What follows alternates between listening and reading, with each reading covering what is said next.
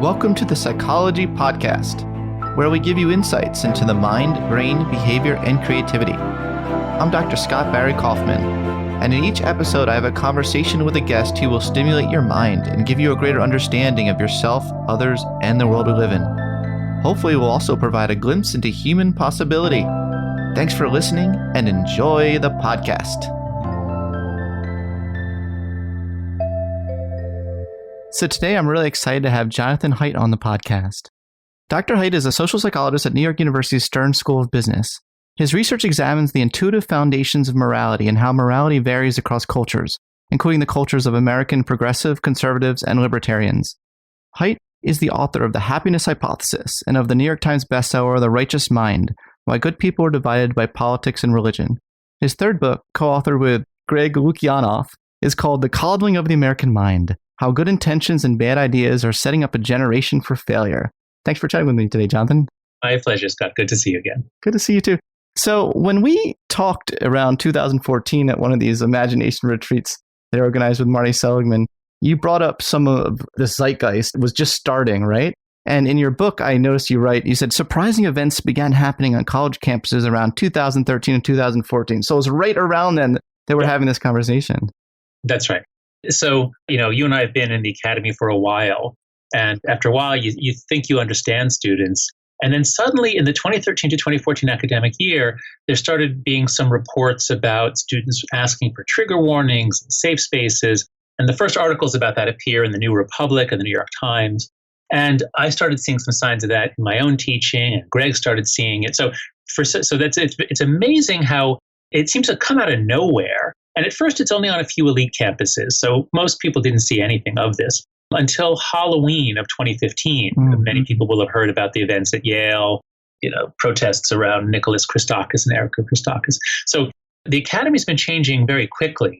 Mm-hmm. We don't know how extensive this is. We don't know whether things are happening at most schools or just the elite schools. But it is a kind of a new constellation of moral ideas and practices that kind of swept in from not being there at all in 2012 to being pretty widespread in 2017.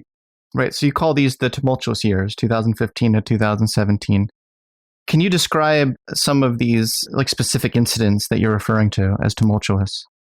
Sure. So, the academy is a very special place where from maybe 430 BC until around 2014, it was good to be provocative.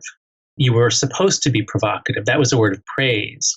But beginning around then, people were provocative in the wrong way, found that some students, not most, this is not about most students, but there would be some students who would say, that is unacceptable, that cannot be said on our campus. So the first shout down that we know of was at Brown University in fall of 2013. That's the first one we can identify, where Police Commissioner Ray Kelly was brought in to speak in a series that brings in diverse viewpoints. And because he was, I don't think he originated, but he was, they used stop and frisk policing in New York.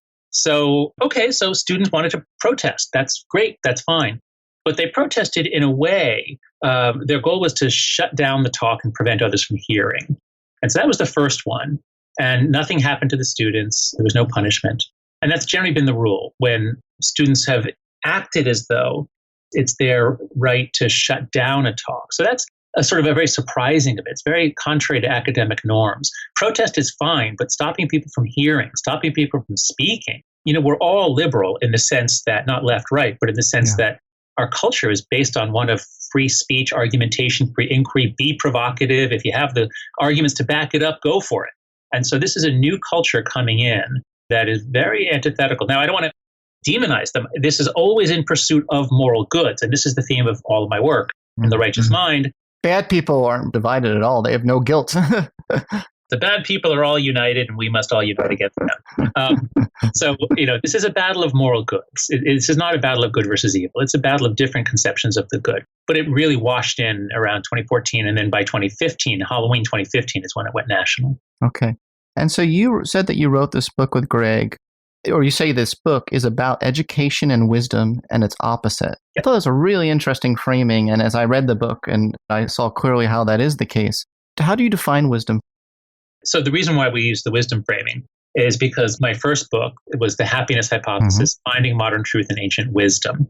And so I didn't get it. I should have read the whole wisdom literature, before I wrote the Coddling book with Greg. But I was just proceeding straight from my first book, The Happiness Hypothesis. So there are certain, the ancients had all kinds of ideas. They had all kinds of ideas about chemistry that are worthless. And they had all kinds of ideas about biology that are garbage. And they had all kinds of ideas about consciousness that are amazing. And all kinds of ideas about relationships and hypocrisy and morality or moralism that are time-tested and that are the wisest things anyone has ever said. Because there's been a filter. Things only get passed down to us from Marcus Aurelius and Buddha because those were ones that really fit with the human mind. So that's what I mean by wisdom. There are certain psychological ideas that are deeply true psychologically and are deeply conducive, powerfully conducive to living a life of happiness, flourishing, engagement, and virtue. So let me see. Okay. See, I'm pulling out The Happiness Hypothesis. So I'll keep it by your bedside. Well, I keep it. I'm at my desk. Yeah, I know. I'm joking. Okay. So here are 3 of the chapters, and these become the 3 great untruths. It's like if campus administrators and students had read The Happiness Hypothesis and then said, "Hey, let's do everything the opposite." Okay, that's where we would be on campus, and that's where we are on campus. So, all right, chapter 2, Changing Your Mind, page 23. Here's an opening quote. "The whole universe is change, and life itself is but what you deem it." That is, and here's Buddha. So this is the idea. It's a great truth. Buddha says the same thing. What we are today comes from our thoughts of tomorrow, and our present thoughts build our life of tomorrow. Our life is the creation of our minds. And this leads right into a discussion of cognitive therapy. So if you feel, if some speaker is going to come to campus and question whether we should have open borders, let's say, and you find that threatening, you find that offensive, and you find that an attack on you and your friends, well, you could consult the Stoics and you could say, how am I appraising this? Is this really a threat to me? Is this, maybe he has a reason for it. All right, let me be curious. There's all kinds of ways you could approach this event. But if students are encouraged to search for microaggressions, to believe that their experience must not be invalidated. So this is a new phrase from the last 2 years. Not just that a speaker or a person or an idea is invalidating my opinion, but if that speaker were to come to campus, he would invalidate my existence. Yeah.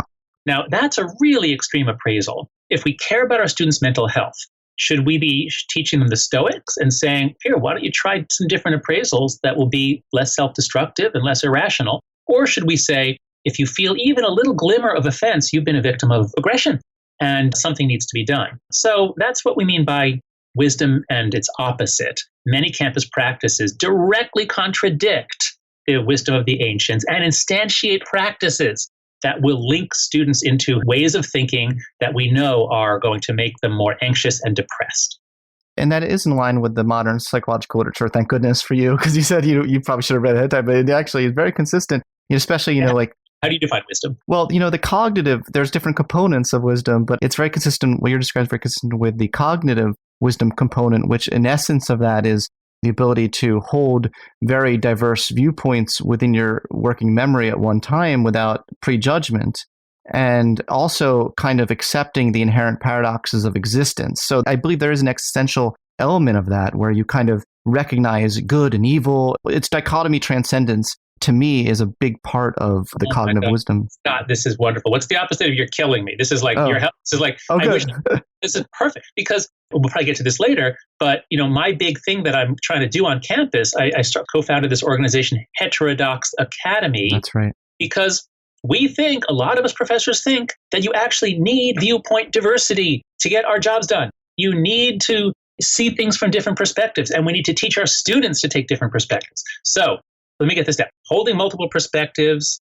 Is this the Baltus view? Which theorists are you talking about? Who should I be reading on wisdom? Well, Baltus has done a really good analysis. I can send you a good review paper, and I will also put it in the show notes, the one that I personally prefer, which is quite good. And it does rely a little bit on Baltus, but other research as well. Yeah. But there you go. So we have a special obligation on campus to expose our students to divergent views, to differing views. And sometimes they're going to hate those views. But they should not shout them down or shut them down or use intimidation. They should actually go to the talk. So this is, since I feel like there's such great concordance here, I actually want to read to you my favorite definition of wisdom in its entirety. So I really like this definition of wise people by clinical psychologist Deirdre Kramer. She writes, wise people have learned to view the positive and negative and synthesize them to create a more human, more integrated sense of self in all its fragility and vulnerability. This allows for openness, non-defensive, and less judgmentalism, as well as a catalyzing influence of negative emotions. Wise people are not Pollyannish. They are willing to explore the shadow side of life and are capable of expressing the wide array of human emotions in such a way as to derive meaning. They seem first to embrace and then transcend self-concerns to integrate their capacity for introspection with a deep and abiding concern for human relationships and generative concern for others. The wise person also has the capacity to interact with others in a way that does not put them on the defensive. That's gorgeous. Yeah.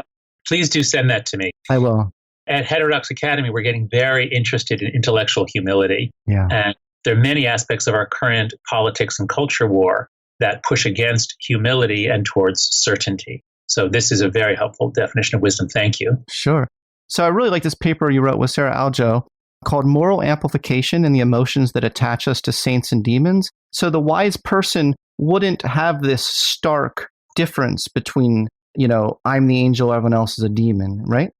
Yep, exactly. And that's great untruth number 3 in our book is life is a battle between good people and evil people. Yeah. We are so prone to that belief. You don't have to teach it. It's very easy to ramp it up. And what we should be doing on campus is not ramping it up. We should be toning it down. This idea of moral amplification is really, I found it really profound. This argument that small differences between groups can get amplified into the perception of major and unbridgeable differences. I don't think that point is made often enough, right? Yeah, we kind of, we have various things, Tweedledee versus Tweedledum. We kind of know that can happen. But, to the people doing it, it doesn't seem small at all. It seems like it's a matter of life or death. And then there's this sense of or this fundamental need to create heroes, right? Or to create saints. And a lot of that, the liberals and conservatives, they each have their own hero, their own sort of symbolic notion of their hero. And by propping up, you're exaggerating these differences, right? When both sides are propping up their most exaggerated version, that even further. That's right. So I've been involved in cultural psychology, which is sort of refounded by Richard Schwader in the 80s. And then also, of course, positive psychology with you, which was started by Marty Seligman and Mike Csikszentmihalyi. But something I love about cultural psychology is you look at the mind, or you look at how people think about the mind, you look at their psychological ideas in different cultures, and then you often can now begin to see them in our own. And so for me, doing my postdoc in India and studying concepts of purity and pollution led me to thinking about sanctity and sacrilege and blasphemy and apostasy and all these religious words. And we might think, that was, those were all really important back in the 15th century and the Inquisition. But, now that we're in a secular society, it doesn't happen anymore. But that's not true at all. The psychology is ancient. Then we had a couple thousand years where we had big gods. But, big gods are only a few thousand years old. And now that, they might be less common in the future. Humans have been religious for 50, 100, 500,000 years. We don't know. And so I think we're seeing a lot of these concepts. What's happening often on campus is blasphemy laws. So, for example, it's very clear, for example, Charles Murray's book, The Bell Curve, it certainly committed blasphemy in that he claimed that there were genetic differences, and that was part of it. There could be. He said that's possible. That's right. He said that. Yeah, he said it's actually a difference. Yeah. You're right. Yeah. Right. So he's often misquoted. Now, what he said was very provocative and controversial, and that is, and that we used to think was appropriate in the academy. But what's happened is because he committed blasphemy, he is banned, at least in some people's minds, if he were to come on campus and speak about the coming apart of the working class and the upper class. That's what he was going to do at Middlebury College. He was coming to speak about what was possibly the most important issue of the 2016 election, which is why is the white working class so disaffected and so angry? But that was blasphemy. Not that he was going to say anything blasphemous, but because he was permanently marked as a blasphemer. And so I think you can understand the reaction to Charles Murray if you resurrect or understand these ancient notions of purity, pollution, sanctity, taboo, blasphemy, apostasy. Could you particularly say like what the left, which of those that you just mentioned do the left tend to gravitate towards and which ones do the right tend to gravitate towards? Sure. So moral foundations theory, this is my main work in moral psychology, done with Jesse Graham, Pete Ditto, Senna Koleva, Matt Motel, and Ravi Iyer. We surveyed moral concepts and moral codes and moral texts from around the world, it's done with Craig Joseph as well at Chicago, and found that even though things vary, like when you look, when I first read the book of Leviticus and read all those purity and pollution taboos, the logic of, if a woman gives birth to a boy, she must not touch sacred objects for 4 weeks, but if it's a girl, it's 8 weeks. Like, this is a weird kind of logic of disgust and contamination. And then I read all these ethnographies from other cultures, and they had a very similar kind of logic to them. These were cultures that had never met, never associated. So the mind clearly has in it a kind of an infrastructure, a kind of a ready-to-build set of understandings. And so moral foundations theory is about the 6 main taste buds of the moral sense, or foundations upon which morality is built. So those are, number 1, care and compassion, which everybody has, but progressive morality builds a lot on. If you go to I went to Occupy Wall Street, a lot of it was about love and care and compassion. 2, fairness, reciprocity, tit for tat, reciprocal altruism, cheating. Clearly, we're predisposed to think in that way. Everybody has that, but progressives care a little more about equality, and conservatives care more about proportionality. 3, liberty versus oppression. Everybody hates oppression. Everybody wants to be free. Left and right there differ mostly just in terms of who they think is the oppressor. So those 3 are, everybody on the left and the right builds on a lot. Then there are 3 that everyone has individually, but people on the right, or moralities on the right, tend to build a lot more on. So number 4 is group loyalty. Now, of course, the left can do it against the right, but in general, people on the right go in more for the idea, my country, right or wrong, team sports, rah-rah, school spirit. And the left is a little more wary of racism, exclusion, walls, borders. The 5th is authority versus subversion. And here, social conservatives, not libertarians at all, but social conservatives really go in for the idea that we have to have order, structure, tradition is helpful. And this is the sort of Edmund Burke conservatism. Thomas Sowell called it the constrained vision of human nature. We need constraints. And the last foundation is sanctity versus degradation. And that's all the stuff about, like, why do so many moral codes have to do with the body and food and death and, lesions and physical stuff? And this is the work I did with Paul Rozin at Penn.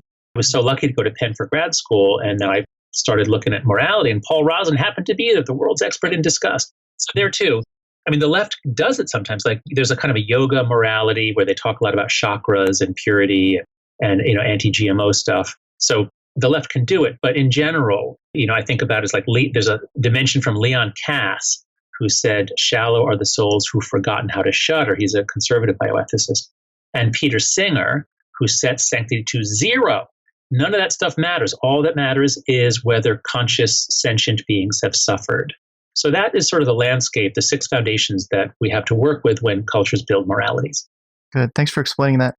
So in building on your work, I came across Jeremy Freimer's work when I was trying to do a sort of literature review of extensions of your theory in the political domain. And I found something I thought was really interesting. He found that when it comes to ratings of moral exemplars, both liberals and conservatives, there is agreement there on 3 in particular, 3 characteristics that are included in their weighing or their judgment or perception. And what those are. Yeah, sure. Care, fairness, and purity. And then the distinctions is that for liberals, promoting authority negatively predicted moral judgments, and purity and authority were the major grounds for political disagreement of the moral. But researchers argue that the similarities outweigh the differences. So I think that is interesting as well to discuss that there's a common humanity to some degree. Yeah. And if your group is going to elevate a hero, you're going to activate all kinds of ideas of sacredness. So it's not that people on the left can't do sacredness. Yeah. It's that they use it less. It's a less preferred one. But sure, a hero on the left and a hero on the right, most of it is going to be similar psychology. But What I've noticed, having studied morality since I was at Penn in 1987, is that the examples on the left tend to be people who fight racism. And that's like the most common thing. Like morality is about fighting racism, people who stand up against racist bullies. And that is heroism, but it just seems to draw from a kind of a narrow band. So give me an example of a form of activism that is broader than fighting for racism. Oh no, I just mean if you wanted to hold up examples, I would guess. So in academic psychology, that's almost all been from the left. Everybody's on the left. Okay. But character development, there's a lot of people who go to study or work on character education, and that tends to flourish in private schools, Catholic schools. So Christians, when they educate for morality, they tend to have a much broader palette of virtues, and they tend to have, 17 different virtues. That's all. It's just the virtues that we're consciously trying to instill in our kids are somewhat different. So Freimer also found that people on both sides of the political divide anticipated that hearing from the other side would induce cognitive dissonance, would require greater effort, cause frustration, and undermine a sense of shared reality with the person expressing disparate views. In other words, would damage the relationship. So there does seem to be a tension here between wanting to get along and wanting to arrive at sort of like a truth, a sort of shared universal or some sort of transcending truth. Usually those are not in tension. Okay. Because who is it that they want to get along with? They don't want to get along with people on the other side. The right mind is based on 3 ideas. The third of the ideas is morality binds and blinds. I'm a total Durkheimian. I fell in love with Emil Durkheim in grad school when I read his book Suicide and then Moral Education. And it just taught me to see groups have needs, and groups need to do something to stick together, to bind themselves together. Otherwise, they're prone to dissipate. And so having a common enemy and bashing them and talking about how evil they are is a really good thing to do. So, this is why social media is making such a mess of our society, because suddenly social media puts us into conversation in ways that allow us to do this 30 times a day. We can join together to bash how evil the other side is. And every day, each of us sees between 5 and 100 examples of how unbelievably horrible the other side is. And that allows us to bond together over what Nazis or subversive communists or whatever the word is, they are. Just wanted to take this moment to thank you all for your support of the podcast over the years. It's been a real privilege to do this podcast for you all for over the past 3.5 years. If you'd like to further support the podcast, I wanted to let you know a few things you could do to help make this podcast a better experience for you all. First, I'd really appreciate it if you could subscribe to the Psychology Podcast on iTunes. This would help make the show more prominent on iTunes and increase our listenership. I believe you can subscribe both on your iPhone and on your computer. Second, it'd be great if you could give the show a rating and review on iTunes. I definitely read and appreciate all of the reviews. Another thing you can do is donate some money to the show by going to thepsychologypodcast.com and clicking on the link Support the Podcast at the bottom of the page. That's thepsychologypodcast.com. Thanks to the donations we've received so far, we've been able to increase the audio quality substantially. So your donations really do go to helping to make the show a better listening experience. Thanks again for your incredible support of the show over the years. I do this show for you all because I truly love sharing my enthusiasm and love of the mind, brain, and creativity. Okay, now back to the show.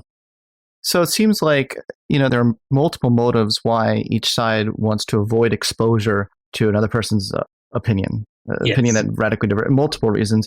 One might be a degradation of social status within your group.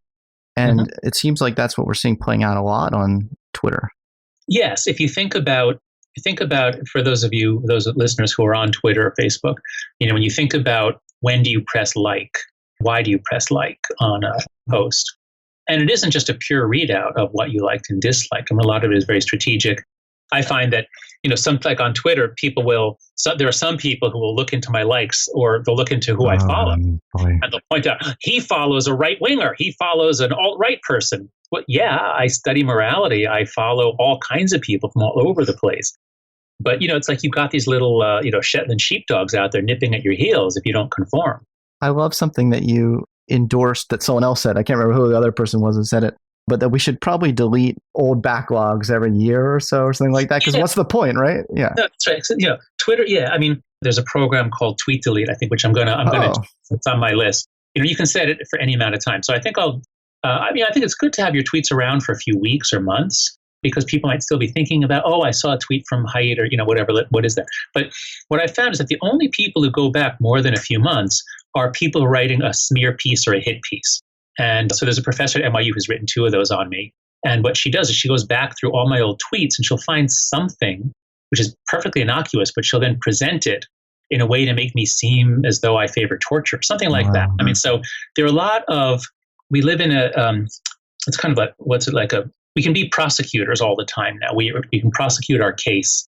And especially because norms change so quickly. So somebody might use a word 3 years ago that is no longer a word that you should use.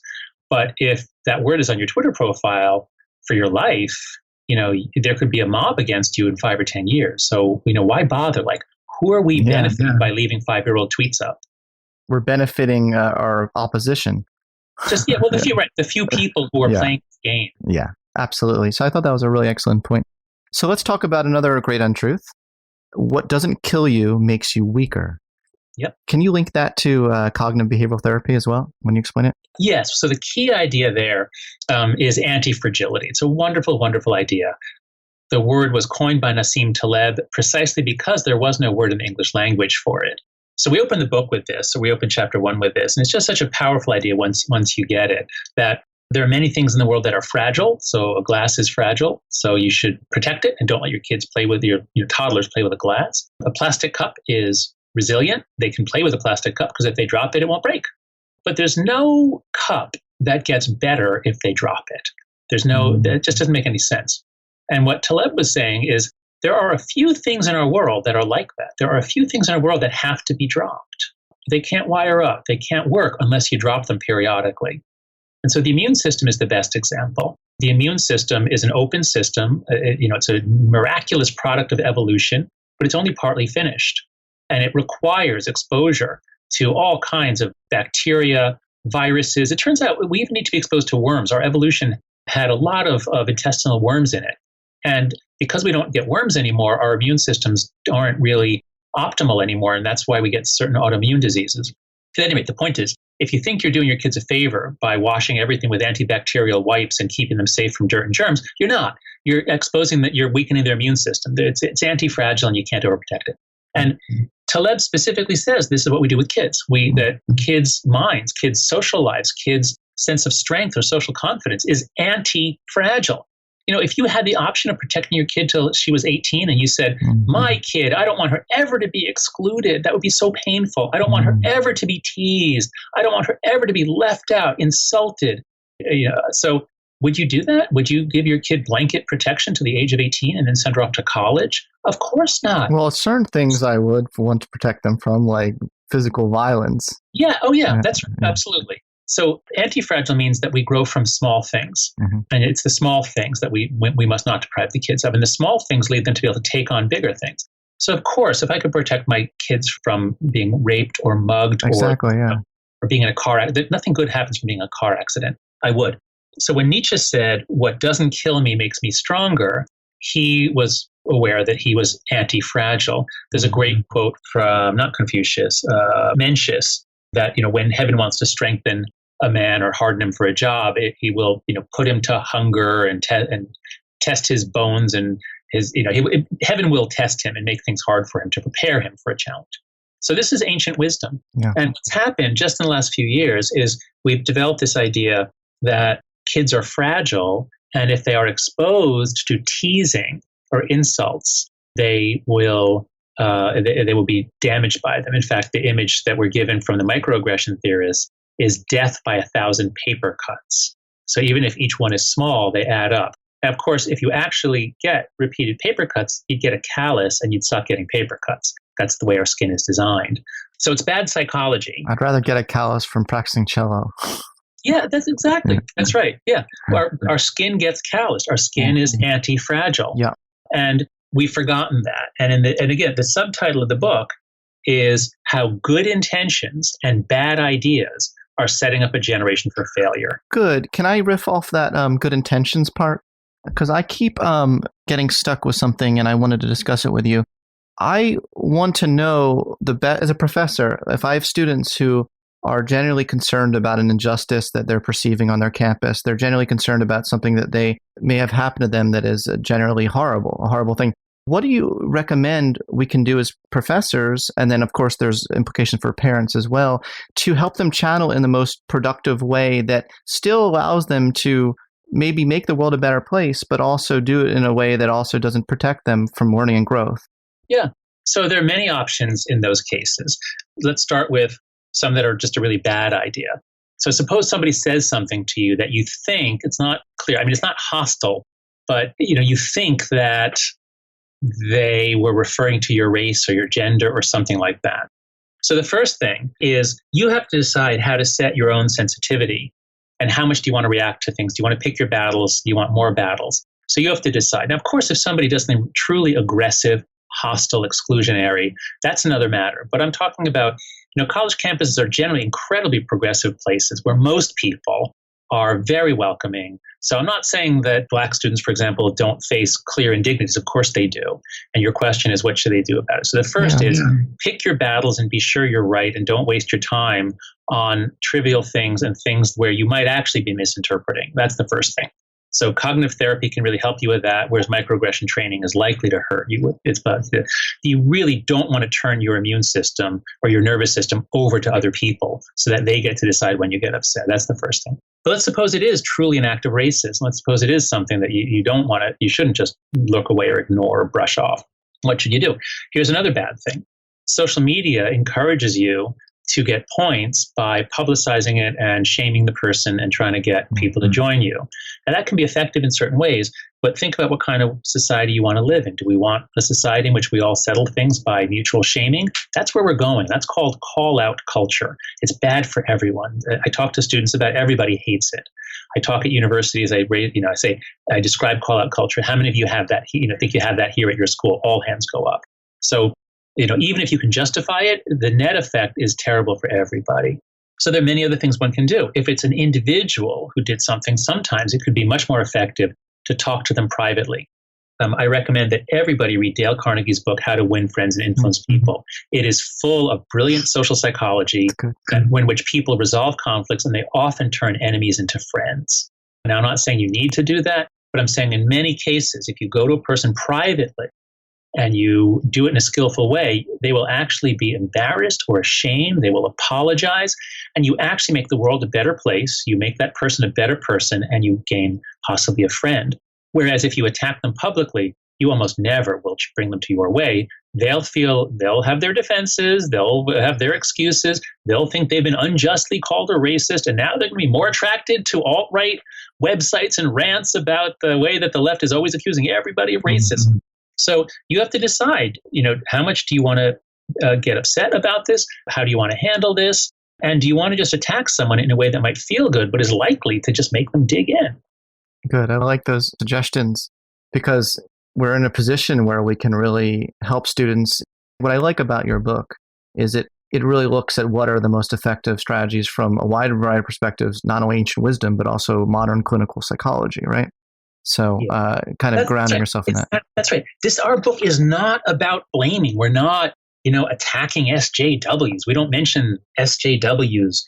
Our book is trying to apply psychology, and I would even say mostly positive psychology, to understand how to flourish in college and to recognize that we're doing a lot of things for moralistic reasons that are preventing students from flourishing in college, which will have massive negative ramifications for businesses that hire them and for the democracy in which they vote.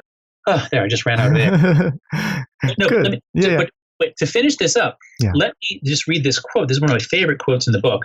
So Van Jones, who was Obama's, green energy czar, I think it was, he was invited to speak at the University of Chicago by David Axelrod, who is, a political consultant in the Obama campaign. And Axelrod runs a political talk show at Chicago, and they had invited in, I think it was Corey Lewandowski, I was a Trump person, so he worked on Trump's campaign or something. At any rate, students protested. They wanted to shut it down. I don't think they really tried, but there was some talk about shutting it down and a lot of talk about what should be the response of Chicago students if somebody associated with the Trump presidency comes to speak at the University of Chicago. What should they do? And so Axelrod asks Van Jones what he thinks they should do. And Jones says, and I've got to quote it because it's so brilliant. Jones says, there are two ideas about safe spaces. One is a very good idea. One's a terrible idea. The idea of being physically safe on campus, not being subjected to sexual harassment, physical abuse, being targeted, you are an N-word or whatever. I'm fine with that. But there's another view that is now ascendant, which I think is a horrible view, which is I need to be safe ideologically. I need to be safe emotionally. And if I don't feel safe, it's a problem for everybody else, including the university administration, meaning I'm a victim of microaggression. I'm going to call it into the bias response team. I'm going to file charges, and some grown-up has to do something to punish the person who offended me. And Van Jones is saying, this is a terrible idea. But here's the kicker. Here's where he really gets the antifragility. He gets the psychology right. Here's what he says. And here he's really talking to progressive college students. How can progressive students at Chicago become better progressives? How can they become more effective politically? Here's what he says, quote, I don't want you to be safe ideologically. I don't want you to be safe emotionally. I want you to be strong. That's different. I'm not going to pave the jungle for you. Put on some boots and learn how to deal with adversity. I'm not going to take all the weights out of the gym. That's the whole point of the gym. This is the gym. Boom. Yeah. No, drop the mic right at that point. Right. Yeah. Now that's so, that advice, that should be handed on a card to every incoming student. Yeah. I think something else that should be taught to all incoming students is a course in positive psychology or something. Oh, yeah. Good. Try to guess the topic that when I cover it in my course, I get the most letters from students at the end of the course saying that transformed my life. What do you think it is? The adversity class. The post-traumatic growth lecture and resiliency lecture. Here's the thing that's interesting about that, but I'm shocked every semester that this happens, that this is such a revelation to students. And it might speak to the fact that they're getting such different messages outside of that course. Exactly. Because what I teach in that lecture is that, Bonanno's research, which was the precursor to the post-traumatic growth research, but showing that, wow, look at the human capacity for resiliency is far underrated, right? Exactly. And so when I teach that to students and they start to realize, wow, like I actually am capable of not only bouncing back, but becoming stronger, as you use the word strong.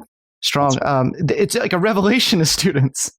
That's right. Yeah. What we're doing to kids by protecting them is, I think, tantamount to child abuse. Obviously, it's well-intended. It's different.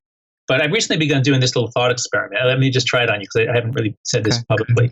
Okay, so let's imagine, so in American education, we've had this idea that if we push things to earlier grades, kids will learn it better. So if we start, because kids didn't used to start reading till first grade. In Finland, they don't start really academic stuff till age 7. But we've changed kindergarten, even preschool, to do academic stuff. Do you think that makes kids smarter? Do you think that making them start something early means that they'll go further in it with their whole life? No, all the research I've shown, there's like this window where it's better to like face adversity first, right? Yeah, that's right. That's right. They're sensitive. Exactly. They're sensitive periods. And so if you push a skill to before the sensitive period, there's no gain.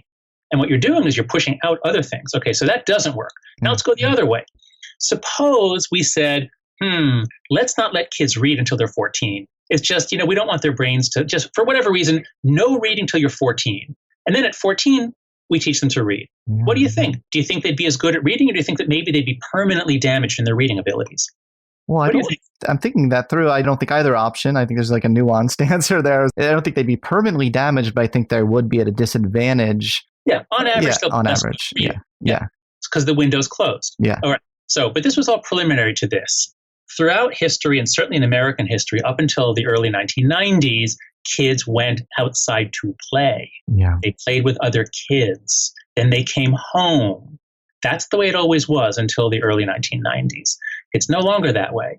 So what if we, and typically at age 7, plus or minus. In fact, all over the world, I used to study street kids. All over the world, around age 8, kids are on the street. They're street kids. They can live without adult help. They can run from the police. They can steal food at age 8. By 7 or 8, kids can certainly walk to school, go out and play groups, get in conflicts. That's the way it always was.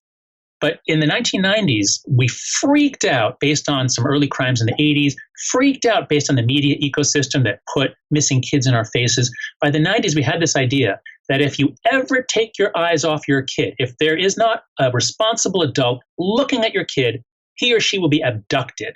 Now, that was never true. There's child abductions have been, there are a few in the country. I mean, 100 a year is what we, is the FBI stat that we could find, not counting the non-custodial parent. Obviously, parents abduct their kids if they don't get them in divorce proceedings. But stranger abductions are almost unheard of. But yet we freaked out and we stopped kids from going outside on their own. In fact, you can be arrested. It didn't happen in the 90s, but in the 2000s, you can be arrested. If your 7 and 9-year-old go to a park nearby, you could lose them because from childhood, you're neglecting your children. So what do you think? Suppose we took the ability to function independently, the ability to deal with other kids without a referee, without a teacher, the ability to function as an autonomous person. Suppose we said to kids, no more of that until you're 14. You're not allowed out until you're 14. Okay, at 14, now we'll let you go out, but you have to call in and we have to track you with your iPhone. So we delay any autonomy, any independent, unsupervised play until they're 14. What do you think when they come to college? Do you think they'll be just as skilled socially, or might they have been slowed down in their maturation? Well, Jonathan, I saw the Black Mirror episode that played out that very scenario. So based on that prediction, I would say it is not very beneficial to the development. That's right. Yeah. That's right. And so this, I think, again, unintentional, but I think this, along with lead like the lead epidemic, that was just horrible. That damaged millions and millions of kids. And I think we stopped them from playing out from free play. We deprived them of free play. That, I think, is the second biggest terrible thing we've done to our kids. I loved that you brought that into your book. And it reminded me of some great research Gopnik has been doing on, play and delaying the literacy for a couple of years, by having more play leads to better literacy. That's right. Exactly. Yeah. That's right. There's no reason that kindergartners should be doing spelling and math. They should be playing. I really like that. So let's finally cover your third great untruth. Always trust your feelings. The righteous mind, the first principle in the righteous mind is that intuitions come first, strategic reasoning second. So and this is just descriptively, not prescriptive, descriptively thinking, we tend to have gut feelings that guide our interpretation, and our reasoning follows like the tail being wagged by the dog. So that is what we're prone to. And it's an empirical question. Should we always do that? Is it always a good idea to go with our feelings? And there's a lot of research on when intuition is better than reasoning and when reasoning is better than intuition. And if you're trying to decide what color you want to paint your room, you could reason about it or you could go with your gut feelings. Gut feelings are probably going to be a better guide. But if you're trying to decide what happened socially, yes, intuition has a lot to contribute. But the whole point of cognitive behavioral therapy is that people make predictable mistakes, especially people who are prone to anxiety and depression. So if you are prone to anxiety and depression, you habitually take everything in the worst possible way. You habitually interpret an innocent question as a slight or an exclusion. Yeah, you should stop it. You should stop listening to your gut feelings. You need therapy. You need help. And so CBT is a way, cognitive behavioral therapy is a way of helping you to catch your most common distortions and then correct them. So let's rephrase it. Not should you listen to your feelings. Of course you should sometimes, but you shouldn't take them as definitive sources. Rather, you should get better at understanding which of your habitual thoughts are distortions and which ones are accurate. You should not have professors on campus telling you to go with your feelings, and that if somebody challenged you on something, they're invalidating your existence. They have no right to question you. This is your reality. So if you set people up as though their interpretations are supreme, they're sovereign, anyone in the class who says, well, I look at things differently, and you say, no, I'm telling you my experience. You can't question my experience. It's true they can't question what you felt, but they can question what you made of it. And so I think in universities, we need to help each other think better. In other words, we are also prone to confirmation bias. We are also prone to emotional reasoning and post hoc reasoning, that we need people to challenge us. We need people to question us. And sometimes we'll say, no, you're wrong. I'm sure that I'm right. And here's my evidence. Other times we might say, oh, wow, yeah, I didn't think of that. Maybe she didn't mean anything bad by it. Maybe she was just busy. Maybe that's all it was. So we need other people to question our feelings for us. I want to push back against you a second. You said it's good for people to push back. But look, when I was in grad school, I mean, you influenced my work a lot. I don't know if I've told you that, but your dual process model of morality with Elfin and the writer was extremely helpful metaphor in my own dissertation. I don't know if I've told you, this was on dual process theory of human intelligence. That was my theory. So I really drew on that a lot. the elephant? What's the IQ of the rhino? That would be really cool. Yeah, it's a 2-volume dissertation that no one's read but my mom. But it's well, turn to a trade. Is it a trade book? You got to make it a trade book. Maybe someday. Well, I talk about it a lot in my book Ungifted: Intelligence Redefined. But I argue that basically, in a nutshell, intelligence is actually the cognitive flexibility to switch between mode of thought depending on the task constraints. And I did a bunch of studies to show that that is a skill in itself that has been undervalued in the intelligence literature. So say that again. Intelligence is the ability to switch cognitive, either system 1 or system 2, mode of thought, depending on the task constraints or task demands. The point I wanted to make here is that, and I think it's the same data as what you said, but I would frame it in a different way. I think it's possible to hone your intuition better so you can be a more reliable guide. Your intuition can be a more reliable guide to reality. And that was a major point of my dissertation. So I would just extend, I agree everything you said. It's not only a matter of not trusting your intuition, but actually becoming more confident and knowing yourself better, know when your intuition is working for you and when it's not. Yeah, that's right. And how do you sharpen a knife? You sharpen a knife with another hard thing. Yeah. And how do you sharpen your intuitions? If everyone around you says, "Oh, I won't question your intuitions," that would be an aggression. Then you're not going to get better intuitions. That's right. But if you have a therapist or a caring friend who can say, what, you're doing that thing again where you're assuming the worst about people. Let's look at the evidence. That's how you sharpen intuition. That's one way. Absolutely. And I should clarify, it wasn't only my mom who read my dissertation. I did pass a committee. I wanted to let everyone know. 3 people like mom. 4 people. So we'll end this because I'm going to be very respectful of your time. Let's end this conversation today talking about the Heterodox Academy, because as you know, I joined it recently and I've been telling people that I'm proud. I'm a proud member. I am for viewpoint diversity. I wanted to raise just one point, one additional nuanced datum here is I see sometimes, and not within the Heterodox Academy conference, I didn't see that there, but I see it on Twitter sometimes, I see it in certain circles, a pitting of viewpoint diversity versus racial ethnic diversity. And that bothers me because I care equally about both. Mm-hmm. Yes. And they don't have to be antagonistic to each other. But I see it pitted as antagonistic in certain circles of discourse. Have you noticed that too? Oh, absolutely. Yeah. Absolutely. So, because part of what's happened on campus is a set of policies that are intended to help Black students in particular. And that's what a lot of the protests were in 2015. And so, unfortunately, the contest devolved into Black students wanting certain policies about microaggressions, safe spaces, bias response teams, all sort of, ethnic identity centers. And those who said, no, free speech, we should be allowed to say whatever we want, even if, And so, and each side holds up the worst elements of the others. So for many on the left, free speech means white frat boys wanting to yell songs with the N-word. There's no reason why we need to have that on campus. That doesn't do anyone any good. So if you take an extreme view of the free speech side, an extreme view of the identity politics side, they are totally incompatible and they are enemies. That's not what we're about. Yeah. We are of the view that for the academy to do what it needs to do, you have to have a space, a very special space. This is not like the public square. This is a special institution that only exists and only does its work if people are exposed to diverse people and ideas. So if you really think diversity matters, it's not because people have different skin colors, because they have different perspectives and ideas. If you really think diversity matters, then you have to value viewpoint diversity. And what we're working on, several of our projects, are how can we solve all the diversity problems together?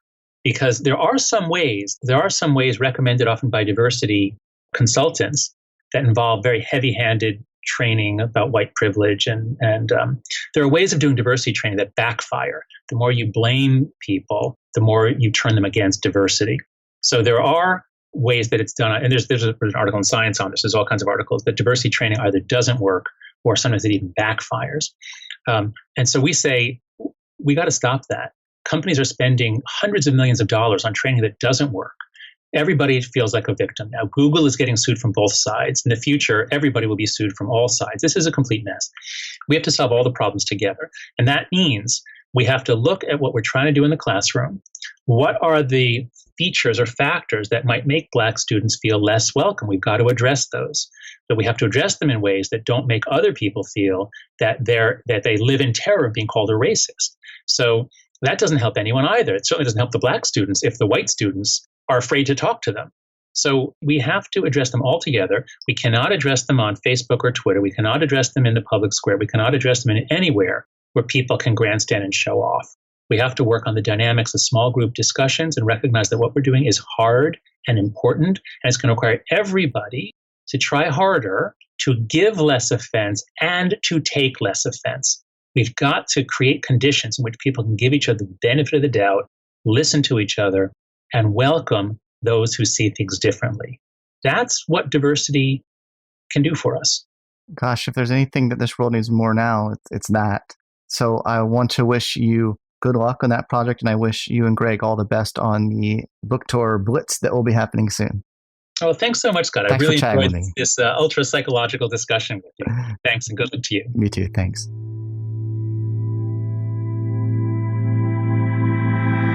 Thanks for listening to the Psychology Podcast. I hope you enjoyed this episode. If you'd like to react in some way to something you heard, I encourage you to join in the discussion at thepsychologypodcast.com.